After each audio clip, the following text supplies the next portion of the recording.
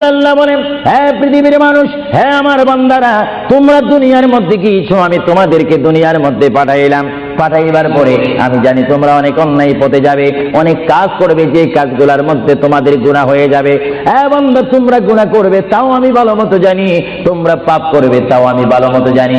বান্দারে, পাপ করার পরে, গুনাহ করার পরে একাই কি মসজিদের মধ্যে তোমরা কেঁদেছো, রব্বানা যালামনা, বলেন রব্বানা যালামনা আনফুসানা ওয়া ইল্লাম তাগফির লানা ওয়া তারহামনা লানাকুনান্না মিনাল খাসিরিন বলে বলে মসজিদে কেঁদেছো, আসরের নামাজ পড়ে কেঁদেছো, যোহরের নামাজ পড়ে কেঁদেছো, মাগরিবের পড়ে কেঁদেছো, এশার নামাজ পড়ে কেঁদেছো।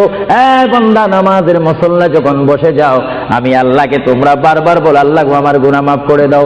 তারপরও আমি তোমাদের গুনাহ মাফ করে নিই। তারপরও তোমরা নিশি রাত্রে, মানুষ যখন ঘুমে যায়, তোমার বিবি যখন ঘুম যায়, তোমার ছেলে যখন ঘুম যায়, তুমি নিশি রাত্রে ঠান্ডা পানি দিয়ে ওযু বানিয়ে নামাজের মুসল্লায় বসে তুমি আবার যখন ডাক দাও, রব্বুল আলামিন, পৃথিবীর কোনো মানুষ আমার গুনাহ সম্পর্কে জানে না, তুমি আমার গুনাহ সম্পর্কে জানো।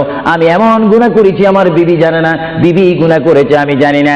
আল্লাহ, তুমি সব কিছু জানো, হে আমার প্রভু, তুমি আমাকে মাফ করে দাও। আমার আল্লাহ বলে, তারপরও যদি তোমাদেরকে আমি মাফ না করি, তারপরও বান্দা, তোমরা আমার রহমতের দরজা থেকে ফিরে যাইও না। আমি তোমাদেরকে হুকুম দিচ্ছি, ওয়ালাউ আন্নাহুম ইয